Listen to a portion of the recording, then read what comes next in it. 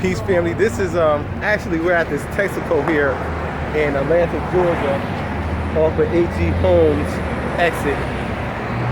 This is the location I got shot. I got shot at this location. My truck, we pulled up right here. I'm right here with my cousin over here. They're in the truck chilling. But anyway, I pulled up right over here. My truck, we were parked right here. And a guy, two young boys came up to the car, had us get out the car, out the truck. So shit, I was right about in this exact moment, in this exact place. So they was like, you know, get out the truck. The guy had the gun in my face. So I get out the truck and I start backing up. So I'm like, you got it, you got it. You know, he had the gun right in my face. So I'm like, you got it. So I start backing up right here from this location right there. So I'm backing up over here. And he didn't let me get that far. I got right about here. Right here from there. And he started shooting. So he shot about maybe 6 times. I couldn't believe it. Right from there. And I got hit right about here. I got hit. Thank God the bullet hit me in my foot though.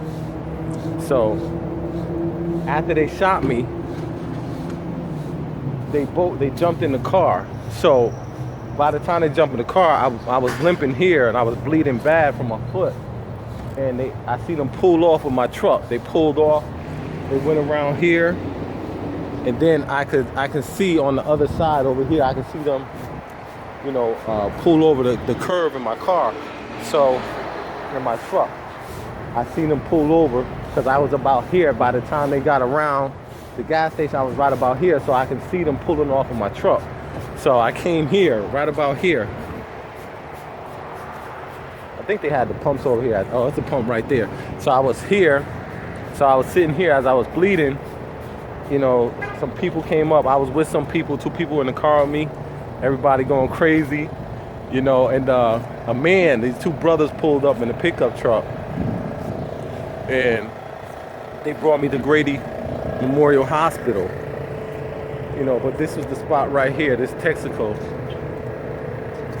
This is where I got shot about 10 years ago. The crazy thing is when I got shot, you know, I left the streets. I was out the streets for a long time and came down here, changed my life. At that time, I had 4 children. You know, at that time, I was probably married, probably about 9 years. And I was out. You know, we was doing a lot of big things here. A lot of people was hating on us, you know, so you know how we do as a community. And after I got shot, I tried to actually get the footage from here because I was like, hey, listen, you know, I want to get the footage so you can identify the people who shot me. They gave us such a hard time, and the personal investigator, they gave us such a hard time of getting that footage. They didn't want to give it up because they were scared. You know, while I was in the hospital, you know, it's a crazy story because the police came to the hospital, of course, and they told me, they was like, hey, we caught the guys who shot you. So I was like, okay, cool. They got the guys that shot me. And then, like maybe 10 minutes later, he came back and said they didn't catch the guys. It wasn't them. So, you know, after 2 weeks went by, I got a state police report that said when they took my car and they came around here and jumped over this curve, they jumped over this and got on the highway over there, 285. The cops, the state police saw them and got on there. They didn't know they was just involved in a shooting, a carjacking and shooting, but they saw them speeding on the highway. So the state police get on their tail and chase them to an area of town that I'm familiar with, Bowen Homes, and, you know, where T.I. from Bankhead, Bankhead,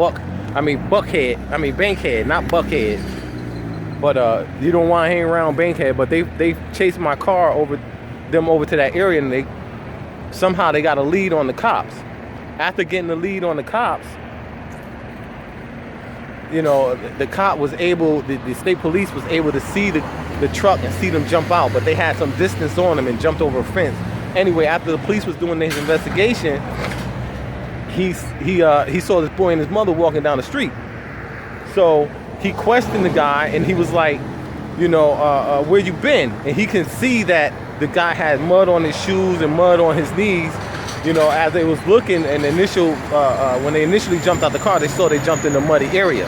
So a half hour later, he coming down the street walking with his mom, and he get the police report, I mean, he give the police the report, and the officer take his name, and then I find out later that's when they said they called him. That's when they called the police, the detective from Atlanta. So what happened was that the kid was 15 years old. So when the police detective from Atlanta found out, they let him go. They let him go and came back and told me they didn't find him. So I'm reading the report, and I called the Atlanta detective, and I'm like, hey, I know who shot me. And he like, how you know? I'm like, because I got the state police report from the state police, Georgia State Police, and it's, you know, they chased my car, they followed it over to this area, and that's who shot me. My people ready. I'm gonna tell you guys. So I'm gonna finish this story. I'm gonna finish. We gotta go right now, but they let him go. You got good footage. Ain't nothing wrong with that. Yeah. Ain't nothing wrong with that. I see what you do. You know, I got the YouTube channel. I gotta let my people know. You know, sharing experience and stuff like that. Yeah.